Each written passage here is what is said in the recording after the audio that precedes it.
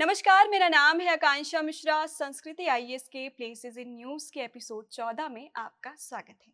आज हम इस प्रोग्राम में एक नई कड़ी जोड़ने जा रहे हैं।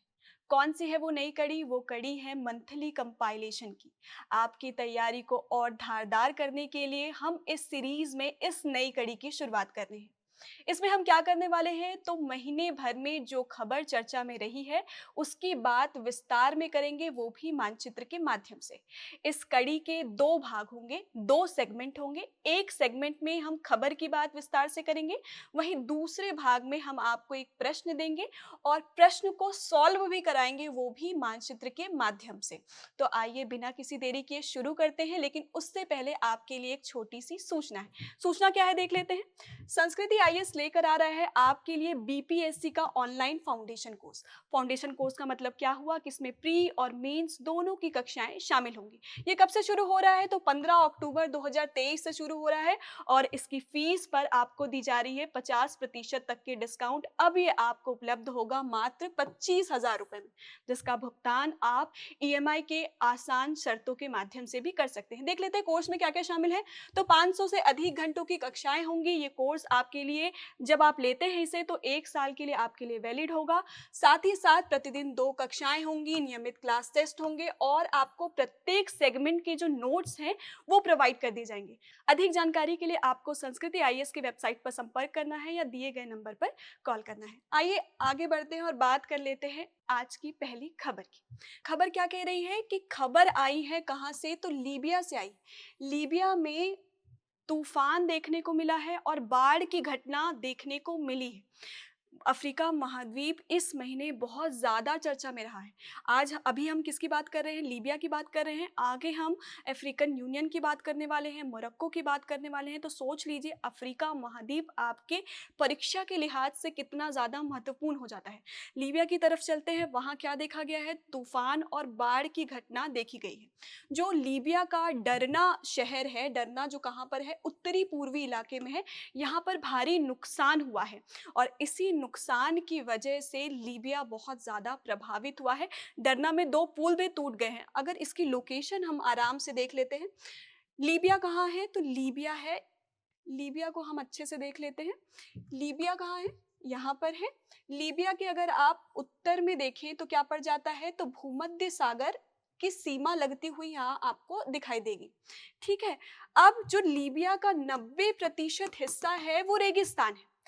रेगिस्तान होने के बावजूद यहाँ तूफान और बाढ़ की घटना देखी गई है। ये चीज आश्चर्य करती है कि जब वहां पर 90% रेगिस्तान है। रेगिस्तान क्यों है? क्योंकि सहारा का विस्तार कहाँ तक है, तो लीबिया तक है। तो आप सोचेंगे कि जब रेगिस्तानी इलाका है तो वहां पे बाढ़ या तूफान कैसे आया? तो इसका कारण है इसकी अवस्थिति। लीबिया जो है भूमध्य सागर से सीमा साझा करती है और भूमध्य सागर में आया है कौन सा साइक्लोन, तो डेनियल साइक्लोन आने के कारण जो लीबिया का उत्तरी हिस्सा प्रभावित हुआ है। ऐसा नहीं है कि सिर्फ लीबिया ही प्रभावित हुआ है, इसके अलावा कुछ और देश भी प्रभावित हुए हैं, जैसे तुर्की हो गया, सीरिया हो गया। ये सब भी जो देश है वो डेनियल तूफान के चपेट में आए हैं। लीबिया में बहुत ज़्यादा नुकसान देखने को मिला है, यहाँ बहुत ज़्यादा जान माल की हानि हुई है, बहुत ज़्यादा डिस्ट्रक्शन हुआ है। ये आंकड़े तो यहाँ लिखे हैं 4,000, लेकिन आंकड़े अब पहुँच चुके हैं 11,000 के आसपास। 11,000 लोगों की मृत्यु हो गई है, ऐसी खबर आ रही है। तो देख लेते हैं इससे संबंधित प्रश्न क्या है। प्रश्न आपसे पूछ रहा है कि लीबिया के संदर्भ में निम्नलिखित कथनों पर विचार कीजिए। कथन 1 कह रहा है कि लीबिया की सीमा मिस्र, सूडान, चाड, नाइजर और अल्जीरिया व टूनीशिया से लगती है। ठीक है। कथन 2 क्या कह रहा है? कथन 2 कह रहा है कर्क रेखा लीबिया को 2 बराबर भागों में विभाजित करती है। तीसरा कथन क्या कह रहा है कि लीबिया क्षेत्रफल के लिहाज से अफ्रीका का तीसरा बड़ा देश है। ये प्रश्न पूछ रहा है। ऑप्शन क्या क्या है? केवल 1, केवल 2, 2 और 3, केवल 3 और डी ऑप्शन क्या है? 1, 2, 3। इसको पहले आपको क्या करना है, वीडियो को पॉज करना है, इसको सॉल्व करने की कोशिश करनी है। उसके बाद हम साथ चलेंगे और साथ चलते हैं और पहले ऑप्शन की तरफ देख लेते हैं कि लीबिया किससे किससे सीमा साझा करती नजर आती है। लीबिया की अवस्थिति देखें तो आपको पूर्व में दिखाई देगा इजिप्ट, वहीं दक्षिण पूर्व की बात करें तो ये आपको सूडान से सीमा साझा करती नजर आएगी। वहीं दक्षिण की बात करें तो ये चाड से सीमा साझा करती नजर आएगी।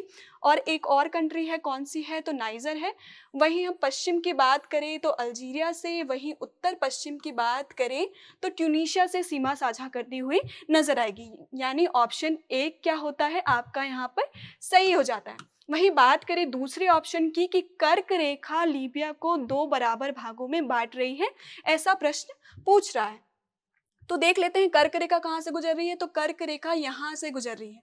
और कहीं से भी ये आपको आधा हिस्सा दिख रहा है क्या, तो नहीं है। तो ऑप्शन बी आपका क्या हो जाएगा, यहाँ पर गलत हो जाएगा। ऑप्शन सी की तरफ चलते हैं कि लीबिया क्षेत्रफल के लिहाज से अफ्रीका का तीसरा सबसे बड़ा देश है। तो देख लेते हैं अफ्रीका के किस नंबर पे आता है ये। तो पहली जो कंट्री है वो क्षेत्रफल के लिहाज से कौन सी है, तो अल्जीरिया है। अल्जीरिया कहाँ पड़ती है, तो लीबिया के पश्चिम में पड़ती है। वहीं सेकंड में कौन है, तो डीआरसी यानी डेमोक्रेटिक रिपब्लिक ऑफ कॉन्गो है। तीसरा कौन सा है, तो सूडान है। चौथा लीबिया है, कौन से पोजीशन पे है, 4th पोजीशन पे है। और पांचवा क्या है, चाड है। ठीक है, प्रश्न आपसे क्या पूछ रहा था कि लीबिया क्षेत्रफल के लिहाज से तीसरा है, तो तीसरा कौन सा है, सूडान है। और चौथा कौन सा है, तो लीबिया है। तो ऑप्शन तीसरा भी आपका गलत हो जाता है। तो कौन सा ऑप्शन सही हो जाता है, केवल एक, यानी यहाँ पर ए ऑप्शन आपका सही हो जाता है। ठीक है, देख लीजिए कि अफ्रीका महाद्वीप इकलौता महाद्वीप है जहां से कर्क रेखा, भूमध्य रेखा और मकर रेखा तीनों गुजरती है। ये आपको क्या रखना है, तो ध्यान रखना है। आगे बढ़ते हैं और बात कर लेते हैं अगली खबर की तरफ। अगली खबर क्या कह रही है, फुकुशिमा एन वाटरवेज कंट्रोवर्सी की बात की जा रही है। एन वाटरवेज मतलब क्या हुआ, न्यूक्लियर वाटरवेज की बात की जा रही है। देखिए 2011 में भूकंप और सुनामी की घटना देखी गई थी जिसमें बहुत ज्यादा नुकसान हुआ था। ये सबसे ज्यादा शक्तिशाली यानी 9.0 तीव्रता की थी और सबसे ज्यादा विनाशकारी माने जाने वाली भूकंप थी। इसके कारण क्या हुआ था, तो जो न्यूक्लियर पावर प्लांट है, कहाँ पर है, परमाणु संयंत्र है, कहाँ पर है, तो फुकुशिमा में है। वो पावर प्लांट क्या हो गया था, तो ध्वस्त हो गया था। और ध्वस्त होने के कारण जो नाभिकीय रिएक्टर से जो रेडियो एक्टिव जल निकला था उसे क्या कर दिया गया था, वहां स्टोर करके रखा गया था। कब स्टोर करके रखा गया था, 2011 की समय की बात की जा रही है यहाँ पर। लेकिन 2021 में जो जापान की सरकार है उसने घोषणा की कि उनके पास जो स्टोरेज कैपेसिटी है, भंडारण की क्षमता है, वो अब खत्म हो गई है। अब वो चाहते हैं कि अगले 30 सालों में जो जल इकट्ठा हो गया है उसे क्या कर दे, तो निष्कासित कर दे।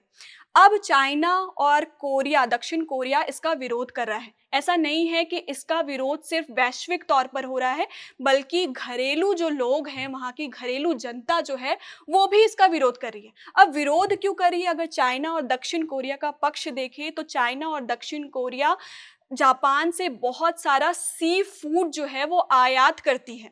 अब अगर पानी वो छोड़ते हैं, वहाँ पर पैसिफिक ओशन में पानी छोड़ते हैं, तो उस कंडीशन में दक्षिण कोरिया और चीन मानता है कि तो जल जो है वहाँ की दूषित हो जाएगी और वहाँ के जलीय जीव जो है, जो सी फूड वो खा रहे हैं, वो भी क्या हो जाएगा, तो कंटामिनेटेड हो जाएगा या दूषित हो जाएगा। ऐसा दक्षिण कोरिया और चीन का पक्ष है।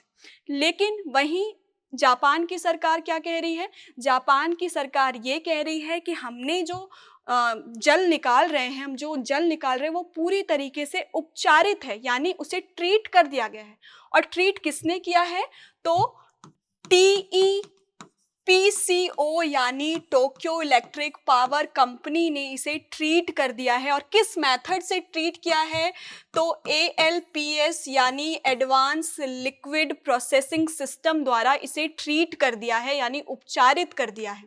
ऐसा क्या कह रही है, जापान की सरकार कह रही है कि जो भी हम जल निकाल रहे हैं वो ऑलरेडी उपचारित किया जा चुका है, हम रेडियो एक्टिव जल नहीं निकाल रहे हैं। और जो ये ALPS यानी एडवांस लिक्विड प्रोसेसिंग सिस्टम है, इसके द्वारा क्या होता है, तो 62 प्रकार के रेडियो एक्टिव को क्या किया जा सकता है, तो हटाया जा सकता है। लेकिन ये भी एक तर्क है, जो ट्रीटियम है इसके द्वारा उसे नहीं हटाया जा सकता और ट्रीटियम नुकसान कर रहा है। इसके पक्ष में जापान ये कह रही है कि जो WHO के मानदंड है उसके हिसाब से जो ट्रीटियम है उसकी मात्रा 6 गुना कम है। मतलब हर तरीके से जो ये जल निष्कासित किया जा रहा है वो सेफ है। कहाँ जाने के लिए? तो समुद्र में जाने के लिए बिल्कुल सेफ है। ये कंट्रोवर्सी किसके किसके बीच में चल रही है? तो दक्षिण कोरिया, चीन और जापान के बीच में बेसिकली ये कंट्रोवर्सी बहुत ज़्यादा चल रही है और लगातार ये न्यूज़ में बना हुआ है। तो प्रश्न देख लेते हैं कि प्रश्न क्या कह रहा है। प्रश्न ये कह रहा है कि फुकुशिमा के संदर्भ में निम्नलिखित कथनों पर विचार कीजिए। कथन क्या कह रहा है कि फुकुशिमा परमाणु संयंत्र जापान के शिकोकु द्वीप पर स्थित है। दूसरा कथन क्या कह रहा है कि वर्ष 2011 में आए भूकंप और सुनामी के कारण यह परमाणु संयंत्र क्षतिग्रस्त हो गया था। तीसरा ऑप्शन क्या कह रहा है कि जापान द्वारा फुकुशिमा परमाणु संयंत्र से निकले उपचारित रेडियोधर्मी पानी को समुद्र में छोड़ने का चीन और दक्षिण कोरिया विरोध कर रहे हैं। तो हमने इसकी बात तो कर ही दी है कि ये विरोध कर रहे हैं, तो ये ऑप्शन तो सही हो जाता है। और 2011 में भूकंप आया था और सुनामी की घटना भी देखी गई थी, तो ये भी ऑप्शन सही हो जाता है। और अगर हम बात करें किसकी, कथन एक की, तो कथन एक देख लीजिए। तो आपको दिखेंगे 4 आइलैंड। पहला कौन सा है? तो होकाइडो है। दूसरा कौन सा है? तो होंशु है। तीसरा कौन सा है? तो शिकोकू है। और चौथा कौन सा है? तो क्यूशू है। अगर हम जापान की राजधानी की बात करें यानी टोक्यो की बात करें तो ये भी होंशु में है। और अगर हम बात करें किसकी, फुकुशिमा की बात करें, तो ये भी कहाँ पर अवस्थित है? तो होंशु में ही अवस्थित है। जो सबसे बड़ा आइलैंड है, सबसे बड़ा द्वीप जापान का है, कौन सा है? होंशु है। और होंशु में ही फुकुशिमा भी है और होंशु में ही उसकी राजधानी टोक्यो भी अवस्थित है। ठीक है, तो आपका कौन सा ऑप्शन यहाँ पर सही हो जाता है? ये ऑप्शन सही होगा क्या? क्या कह रहा है? शिकोकू द्वीप में है। शिकोकू द्वीप में नहीं है, होंशु द्वीप में है। तो 2 और 3 सही हो जाता है, यानी आपका कौन सा ऑप्शन सही है? ऑप्शन बी यहाँ पर आपका सही हो जाता है। एक और चीज है, इसको नॉर्थ से साउथ की डायरेक्शन में जमाने को पूछा जाएगा, तो याद रखिए सबसे पहले होकाइडो आता है, फिर होंशु आता है, फिर शिकोकू आता है और फिर क्या आता है? तो क्यूशू आता है। ये सब बातें आपको क्या रखनी है? तो ध्यान रखनी है। आगे बढ़ते हैं और तीसरी खबर की तरफ चलते हैं। तीसरा खबर क्या कह रहा है कि शांति निकेतन को यूनेस्को के वर्ल्ड हेरिटेज लिस्ट में क्या कर दिया गया है? तो शामिल कर दिया गया है। किसे शामिल कर दिया गया है? तो शांति निकेतन को शामिल कर दिया गया है। कहाँ? विश्व धरोहर स्थल में शामिल कर दिया गया है, ये बात बताई जा रही है। देखिए ये कौन से नंबर का विश्व धरोहर स्थल है? तो ये 41वां क्या है? तो विश्व धरोहर स्थल है। इससे पहले 40 और विश्व धरोहर स्थल थे। अब आपको कमेंट बॉक्स में ये बताना है कि 40वां विश्व धरोहर स्थल कौन सा था और कब, इसे मैं बता देती हूँ कब जोड़ा गया था। तो जुलाई 2021 में जोड़ा गया था। अब इसका नाम क्या है वो आपको कहाँ बताना है? तो वो आपको कमेंट बॉक्स पर बताना है। ठीक है, सिर्फ 41वां ही नहीं जुड़ा है, 42वां भी जुड़ा है। आगे हम इसकी बात करेंगे 42वां कौन सा जुड़ा है। तो देखिए जो किसी भी स्थान के सांस्कृतिक और भौतिक महत्व को देखते हुए उसे किस में जोड़ा जाता है? तो यूनेस्को के वर्ल्ड हेरिटेज साइट में जोड़ा जाता है। जैसे कि मैंने आपको बताया कि इंडिया के पास कितने मौजूद हैं, तो 42 हैं। 41वें की हम बात कर रहे हैं। 41वां कौन सा है? तो शांति निकेतन है। कहाँ अवस्थित है? तो ये अवस्थित है वेस्ट बंगाल में। और क्यों प्रसिद्ध है? चूंकि यहाँ पर रविन्द्रनाथ टैगोर जी का पूरा जीवन बीता है, इसलिए ये क्या है हमारे लिए एक सांस्कृतिक धरोहर है और इसे जोड़ दिया गया है किसमें? तो वर्ल्ड हेरिटेज साइट में जोड़ दिया गया है। और ये कौन से नंबर का साइट है? तो 41वां है। वहीं हम देखें तो दूसरा कौन सा जुड़ा है? तो होयसल मंदिर जो है वो जुड़ गया है किसमें? होयसल मंदिर के 3 मंदिर है। कौन कौन से मंदिर है देख लेते हैं। आपको दिखाई देगा यहाँ पर बेलूर, हेलिबेड और सोमनाथपुरम का जो मंदिर है उसे जोड़ दिया गया है। कहाँ पर? तो वर्ल्ड हेरिटेज साइट में जोड़ दिया गया है, जो कौन से नंबर का है? तो 42वें नंबर का है। कौन सा? भारत का 42वां स्थान है जिसे कहाँ जोड़ दिया गया है? तो वर्ल्ड हेरिटेज साइट की लिस्ट में जोड़ दिया गया है। इसमें कितने मंदिर है? तो 3 मंदिर है, कौन कौन से जगह के हैं, तो बेलूर के हैं, हेलेबिड के हैं और सोमनाथपुरम के हैं। देख लेते हैं कौन कौन से मंदिर है। बेलूर में चन्ना केशव का मंदिर है। वहीं सोमनाथपुर की बात करें तो केशव मंदिर आपको दिखाई देगा। वहीं हलेबीड की बात करें तो होयलेश्वर मंदिर आपको दिखाई देगा, जिसे अब कहाँ जोड़ दिया गया है, तो वर्ल्ड हेरिटेज साइट में जोड़ दिया गया है। अगर बात करें हम कि कितने कितने वर्ल्ड हेरिटेज साइट मौजूद है और भारत का उसमें कितना स्थान है, तो देख लेते हैं सबसे आगे कौन है, तो इटली है, जिसके पास कितने हैं, तो 59 है वर्ल्ड हेरिटेज साइट। वहीं आगे बात करें तो चाइना है, जिसके पास 57 है। फ्रांस के पास कितने हैं, तो 52 हैं। जर्मनी के पास कितने हैं, तो 52 हैं।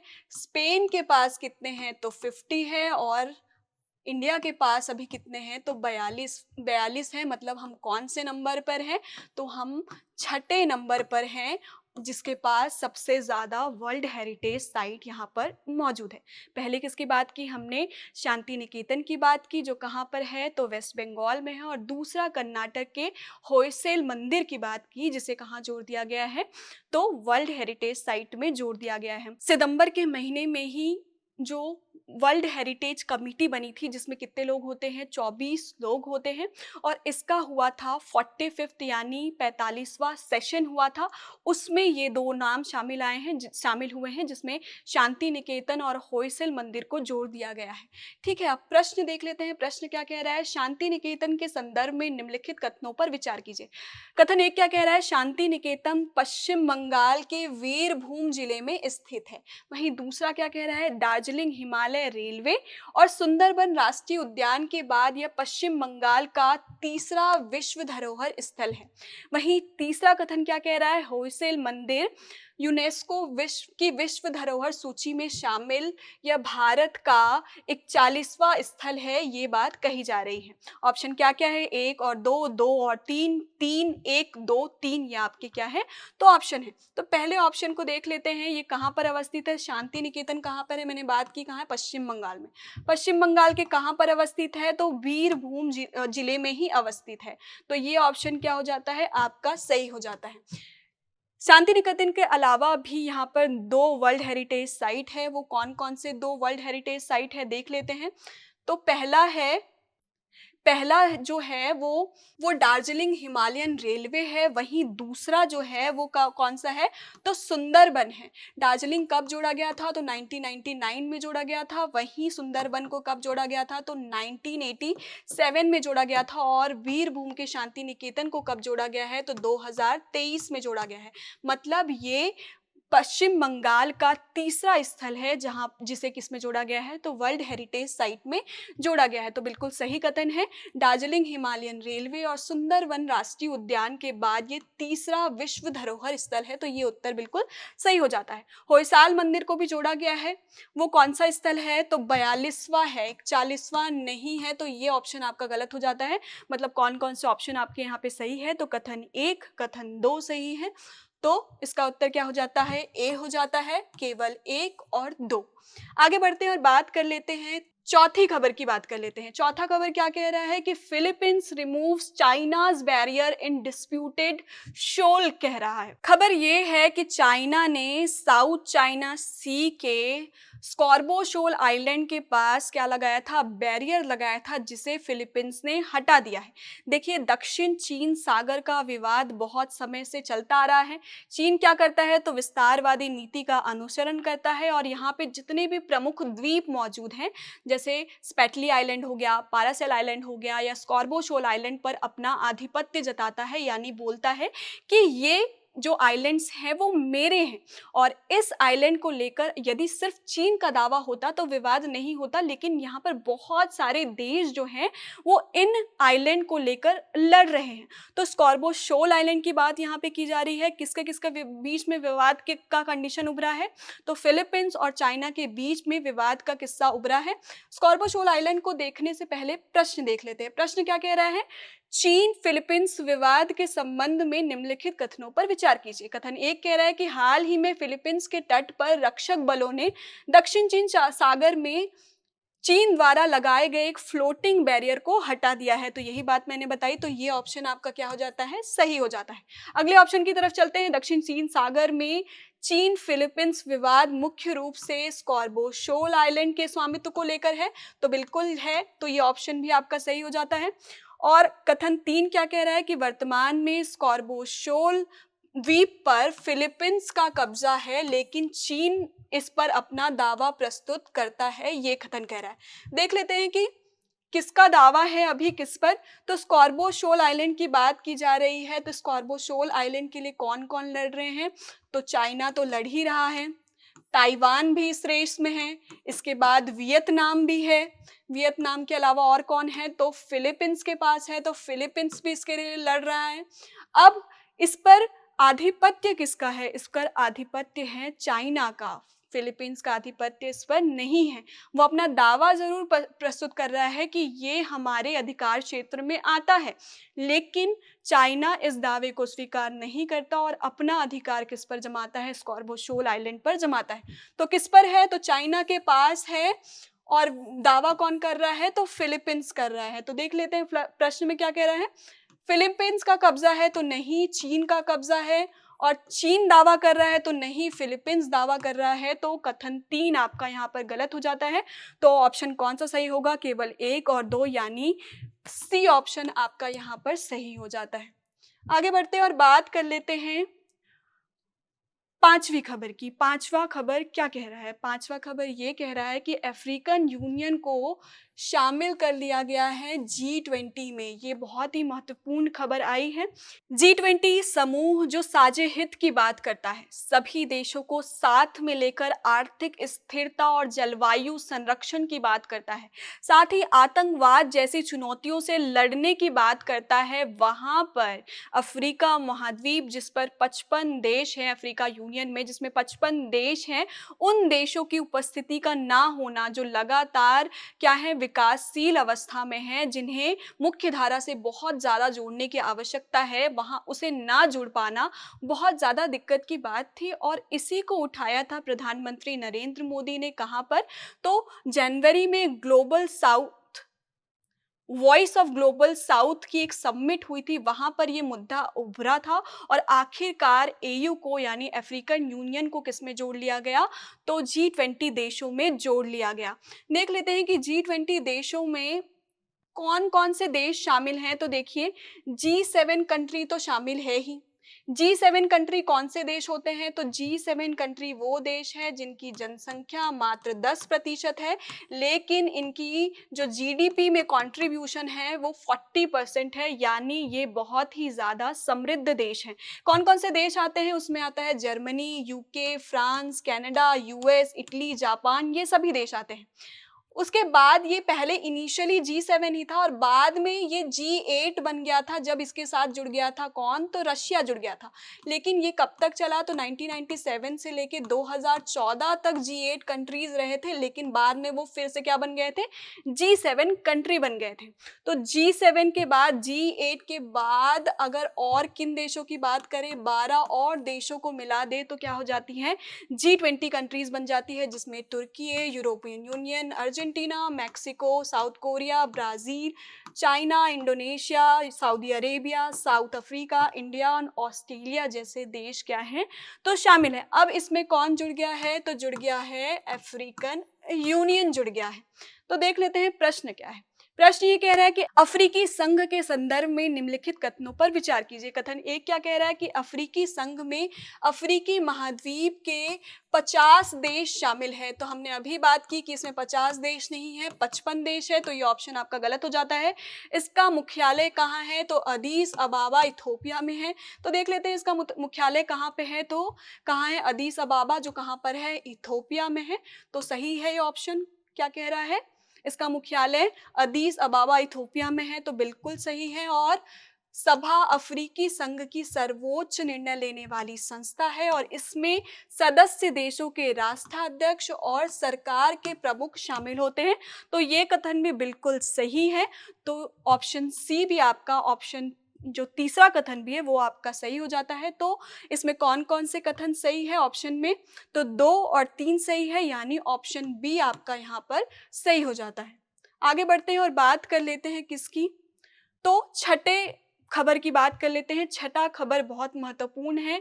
क्या कहा जा रहा है कि बिहार का दूसरा टाइगर रिजर्व बनने जा रहा है। कहाँ, कौन बनने जा रहा है, तो कैमूर वाइल्ड लाइफ सेंचुरी है वो अब किस में कन्वर्ट हो जाएगा, तो टाइगर रिजर्व में कन्वर्ट हो जाएगा, ऐसा माना जा रहा है।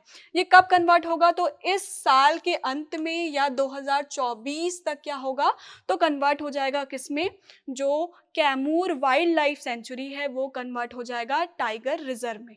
ऐसा नहीं है कि ये पहला जो टाइगर रिजर्व जो बिहार में अवस्थित है, ये दूसरा टाइगर रिजर्व होगा। पहला जो टाइगर रिजर्व है वो वाल्मीकि है। देख लेते हैं उसकी अवस्थिति कहाँ है। प्रश्न पहले देख लेते हैं। प्रश्न क्या कह रहा है। प्रश्न कह रहा है कि निम्नलिखित कथनों पर विचार कीजिए। पहला कथन कह रहा है कि वाल्मीकि टाइगर रिजर्व बिहार का एकमात्र टाइगर रिजर्व है। वहीं दूसरा कथन कह रहा है वीरांगना दुर्गावती टाइगर रिजर्व मध्य प्रदेश के सागर, दमोह और नरसिंहपुर जिले में फैला हुआ है। देखिए, वीरांगना दुर्गावती टाइगर रिजर्व जो है वो अब बन गया है 7वां टाइगर रिजर्व। कहाँ का, तो एमपी का, और ये भी किसी महीने हुआ है, सितंबर के महीने में ही हुआ है, और इसे घोषित कर दिया गया है मध्य प्रदेश का 7वां टाइगर रिजर्व घोषित कर दिया गया है। जो हमने कैमूर टाइगर रिजर्व की बात की वो अभी तक घोषित नहीं हुआ है। कब तक घोषित होने की संभावना है, तो इस साल के अंत में या अगले साल के शुरुआत में कैमूर वाइल्ड लाइफ सेंचुरी को कन्वर्ट कर दिया जाएगा, कैमूर टाइगर रिजर्व में कन्वर्ट कर दिया जाएगा। उसके बाद देख लेते हैं नीलगिरी बायोस्फीयर रिजर्व जो है वो भारत का पहला बायोस्फीयर रिजर्व है। नीलगिरी बायोस्फीयर रिजर्व भी चर्चे में आया है। क्यों आया है, क्योंकि यहाँ पे बाघों की मृत्यु हो गई है, कुछ बाघों की मृत्यु हो गई है, और ये बायोस्फीयर रिजर्व जो है वो चिंता का विषय बना हुआ है। बायोस्फीयर रिजर्व, नीलगिरी बायोस्फीयर की रिजर्व की बात हमने पिछले एपिसोड में भी की थी, जब हमने कावेरी नदी का जिक्र किया था और वहाँ के टाइगर रिजर्व देखे थे। तो जो नीलगिरी टाइगर रिजर्व है वो क्या है, तो भारत का पहला टाइगर रिजर्व है। तो ये उत्तर बिल्कुल आपका सही हो जाता है। ठीक है, वाल्मीकि टाइगर रिजर्व अभी तक कैमूर टाइगर रिजर्व घोषित नहीं हुआ है कि घोषित होने वाला है, ये कहा जा रहा है, तो ये ऑप्शन आपका सही हो जाता है। वीरांगना देख लेते हैं। देखिए, किसकी बात की हमने, अभी हमने बात की थी वाल्मीकि टाइगर रिजर्व की। तो वाल्मीकि टाइगर रिजर्व है, नेशनल पार्क आपको यहाँ मिलेगा बिहार में। वहीं हमने अभी बात की कैमूर की, तो वो अभी क्या है, वाइल्ड लाइफ सेंचुरी है, और किस में कन्वर्ट हो जाएगा, तो टाइगर रिजर्व में कन्वर्ट हो जाएगा। कब कन्वर्ट हो जाएगा, तो इस साल के आखिर में या अगले साल के पहले में ये घोषित हो जाएगा, अभी घोषित नहीं हुआ है। ठीक है, आगे अगर बात करें, हमने किसकी बात की, हमने बात की वीरांगना दुर्गावती की। वीरांगना दुर्गावती जो होगी वो 7वां टाइगर रिजर्व घोषित किया जा चुका है। और 6 कौन कौन से टाइगर रिजर्व जो एमपी में मौजूद है देख लेते हैं कौन कौन से हैं। तो पन्ना नेशनल पार्क टाइगर रिजर्व है, उसके अलावा संजय नेशनल पार्क और टाइगर रिजर्व है, बांधवगढ़ टाइगर रिजर्व और नेशनल पार्क है, Kanha national park tiger reserve है, सतपुड़ा है, पेंच है। ये कितने हैं, तो 6 पहले से हैं और अभी किसे घोषित किया जा चुका है, तो वीरांगना दुर्गावती जो वाइल्ड लाइफ सेंचुरी है उसे किस में कन्वर्ट कर दिया गया है, तो टाइगर रिजर्व में कन्वर्ट कर दिया गया है। ये कौन से नंबर का है, तो 7वें नंबर का है। प्रश्न में क्या कह रहा था, ये कहाँ पर अवस्थित है, तो ये बिल्कुल सही है। और जो वीरांगना दुर्गावती वाइल्ड लाइफ सेंचुरी की बात की जा रही है, जिसे टाइगर रिजर्व में कन्वर्ट कर दिया गया है, वो सागर, दमोह और नरसिंहपुर जो जिले में फैला हुआ है। ये बिल्कुल बात क्या है, तो सही है। तो ऑप्शन 2 भी आपका क्या है, यहाँ पर सही है, और ऑप्शन 3 भी आपका यहाँ पर सही है। तो इसका कौन सा उत्तर सही हो जाता है, ऑप्शन डी सही हो जाता है, यानी 1, 2, 3 यहाँ पर सही उत्तर है। आगे बढ़ते हैं और बात कर लेते हैं किसकी, 7वें हमारे खबर की बात कर लेते हैं। ये पूरे महीने चर्चा में रहा। क्या खबर थी कि मोरक्को में बहुत ज़्यादा भूकंप की घटना देखी गई, और उसके कारण क्या हुआ है, तो बहुत ज़्यादा तबाही देखने को मिली। ये कहाँ हुआ था, तो माराकेस देख लेते हैं कहाँ पर है। मोरक्को की बात कर रहे हैं हम।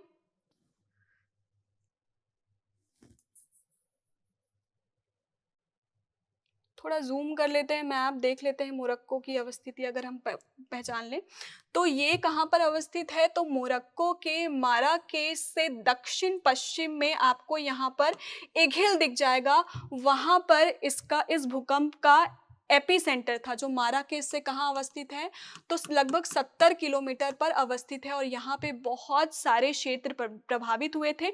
अगर आप इसे डिटेल से देखना चाहते हैं तो आप प्लेलिस्ट में जाकर मोरक्को भूकंप की घटना डिटेल में देख सकते हैं, जिसमें कारणों की भी चर्चा की गई है और यहाँ पे कौन कौन से शहर प्रभावित हो रहे हैं उसकी बात भी की गई है। देख लीजिए माराकेश जो है, चलिए देख लेते हैं प्रश्न क्या है। प्रश्न क्या कह रहा है? प्रश्न ये कह रहा है कि मोरक्को के संदर्भ में निम्नलिखित कथनों पर विचार कीजिए। कथन क्या है? मोरक्को की सीमा माली, अल्जीरिया और मॉरिटानिया के साथ लगती है। दूसरा कथन कह रहा है भूमध्य सागर के तट पर स्थित माराकेश मोरक्को का एक प्रमुख शहर है। तीसरा कथन क्या कह रहा है? मोरक्को अफ्रीका का एकमात्र ऐसा देश है जिसका तटीय क्षेत्र अटलांटिक महासागर और भूमध्य सागर दोनों से मिलता है। तो देख लेते हैं कहाँ पर क्या अवस्थित है। तो ये है मोरक्को, ठीक है।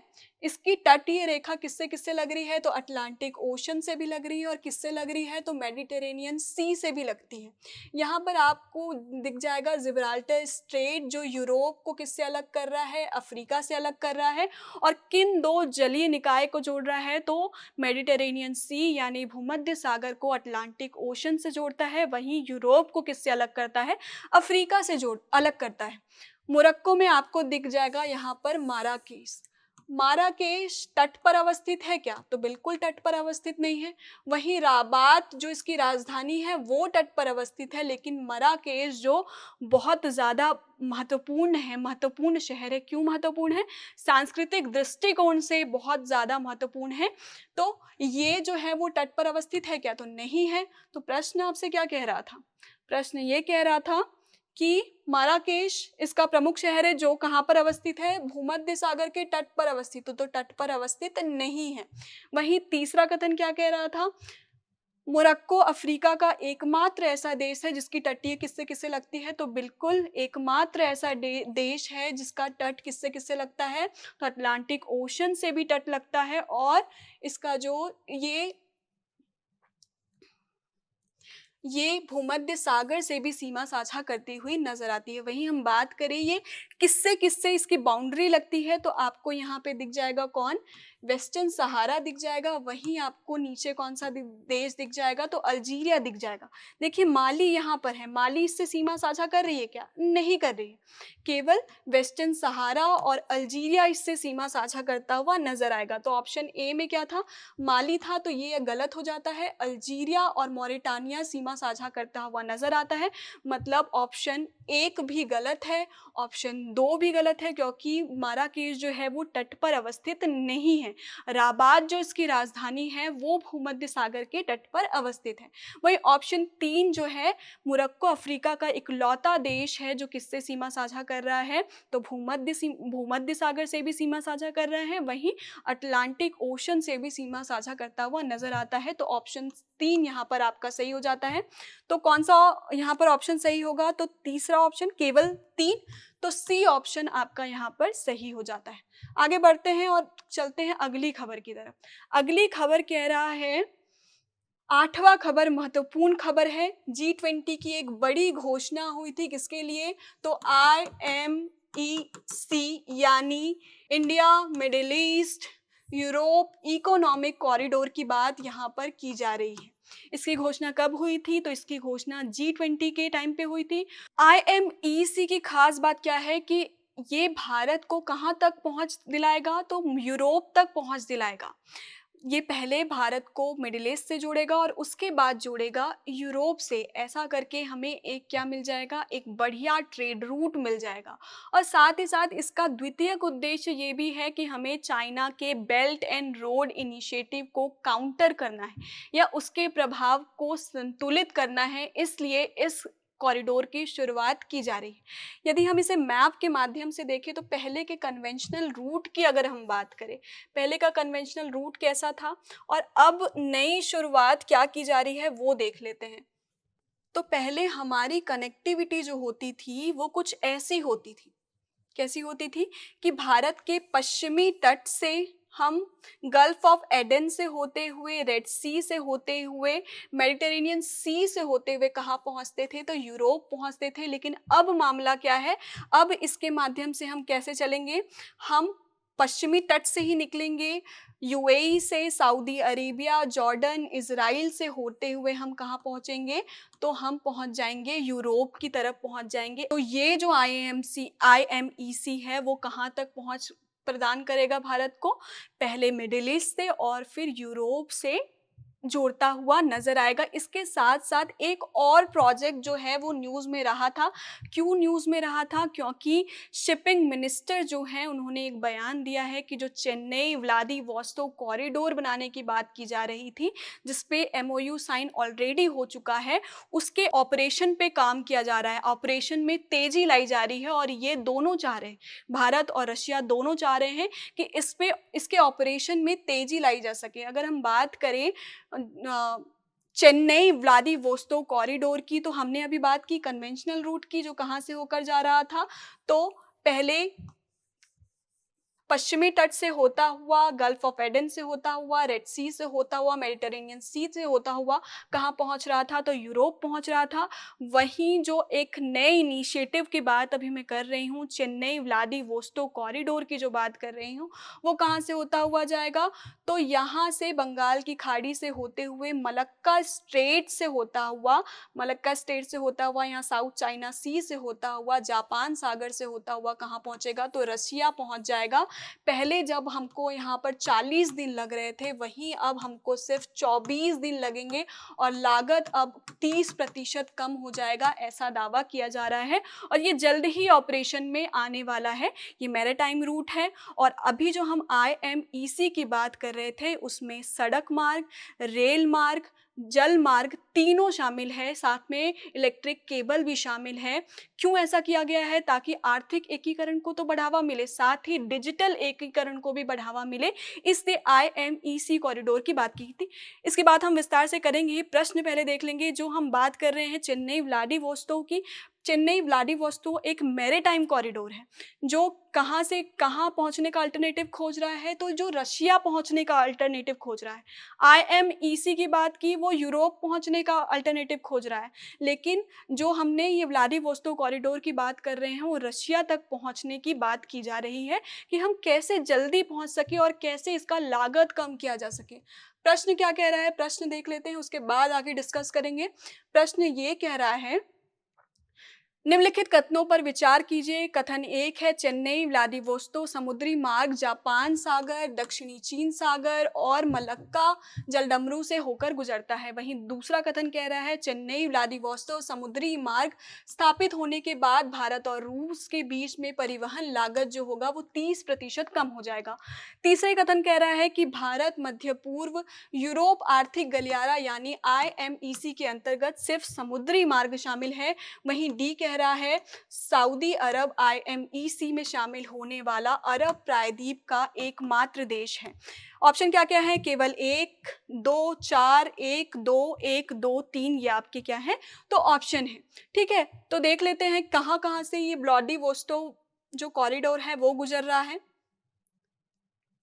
तो यहाँ से बे ऑफ बंगाल, चेन्नई से बे ऑफ बंगाल से होता हुआ ये मलक्का स्टेट से पास होगा। मलक्का स्टेट यहाँ है जो मलय प्रायद्वीप को अलग कर रहा है इंडोनेशिया के। सुमात्रा से यहाँ से होता हुआ साउथ चाइना सी में जाएगा। लुजोन स्टेट जो किसके किसके बीच में है? तो लुजोन आइलैंड और ताइवान के बीच में है। यहाँ से ईस्ट चाइना सी से होता हुआ जापान सी यानी ईस्ट, यहाँ पे आपको साउथ कोरिया और किसके बीच में? जापान के बीच में एक कोरियन स्टेट मिल जाएगा। वहां से होता हुआ कहाँ पहुंचेगा?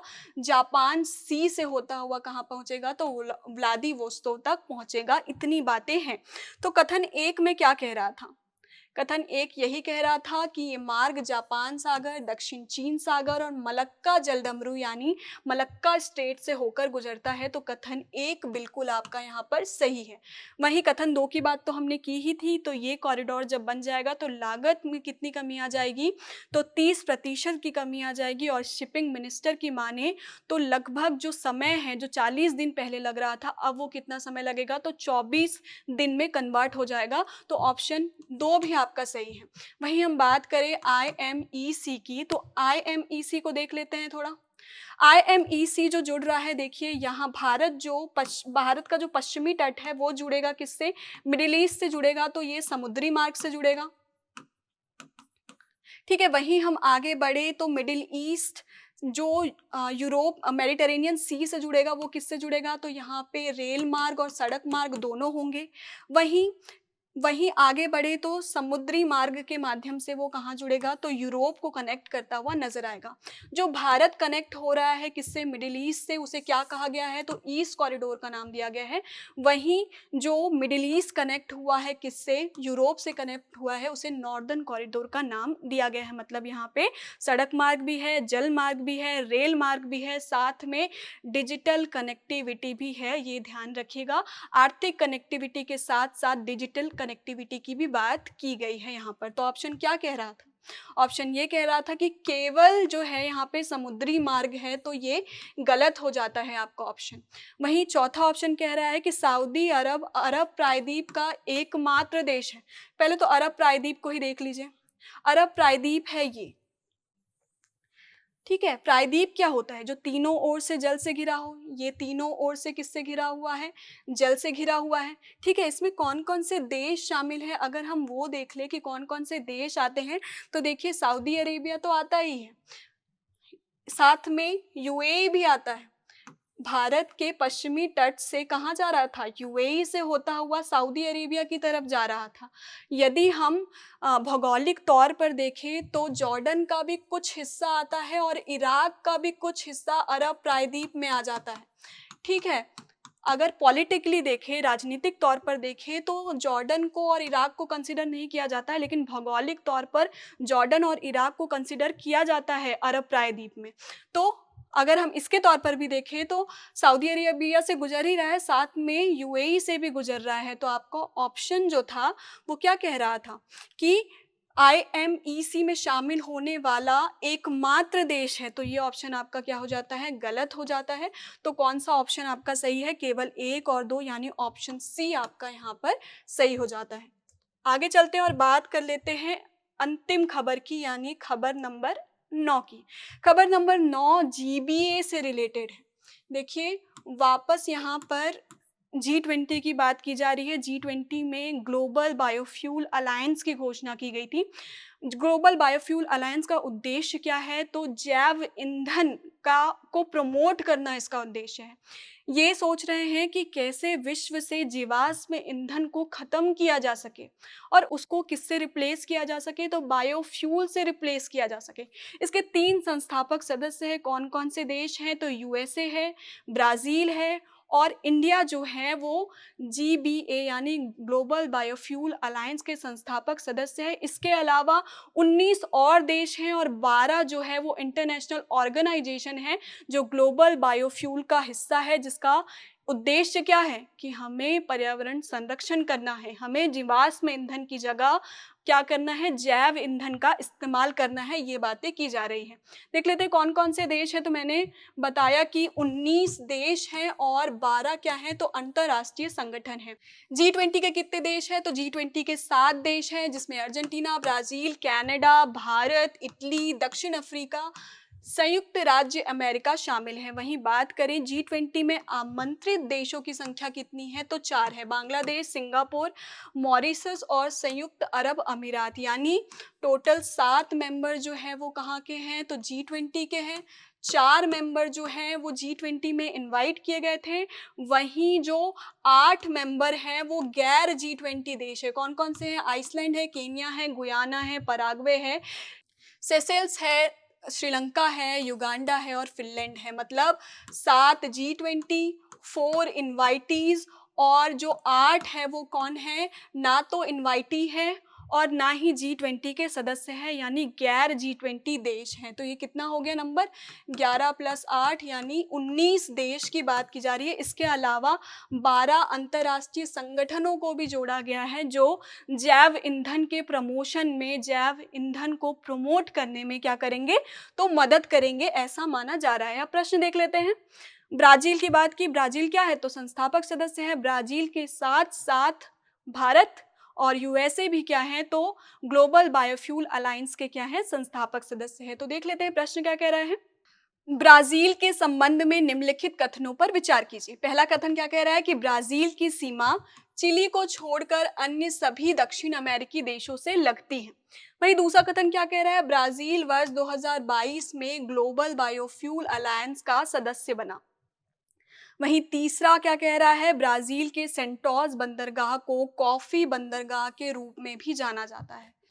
देख लेते हैं ऑप्शन आपके क्या क्या है, तो केवल 1, केवल 3, 1 और 2, 1, 2, 3 ये आपके ऑप्शन हैं। तो देख लेते हैं कि पहले तो देख लेते हैं कि ब्राजील से कौन कौन सीमा साझा नहीं करता। ये है आपका ब्राजील। ब्राजील की बात करें तो ये French Guiana, Suriname, Guyana, Venezuela, Colombia, Peru, Bolivia, Paraguay, Uruguay और अर्जेंटीना से सीमा साझा करता है। अब कौन से 2 देश हैं जिससे सीमा साझा नहीं कर रहा है, वो देश कौन कौन से हैं, तो वो है इक्वाडोर और चिली जो है उससे सीमा साझा नहीं कर रहा है। तो कथन एक क्या कह रहा था, तो चिली को छोड़ के अन्य सभी देशों से सीमा साझा करता है। तो चिली और साथ में कौन है, तो इक्वाडोर है जिससे सीमा साझा नहीं करता। तो ये ऑप्शन आपका गलत हो जाता है। ब्राजील वर्ष 2022 में ग्लोबल फ्यूल अलायंस कब बना, तो 2023 में ही बना है। तो 2022 में कैसे ब्राजील ग्लोबल बायोफ्यूल अलायंस का हिस्सा बन सकता है, तो ये ऑप्शन भी आपका गलत हो जाता है।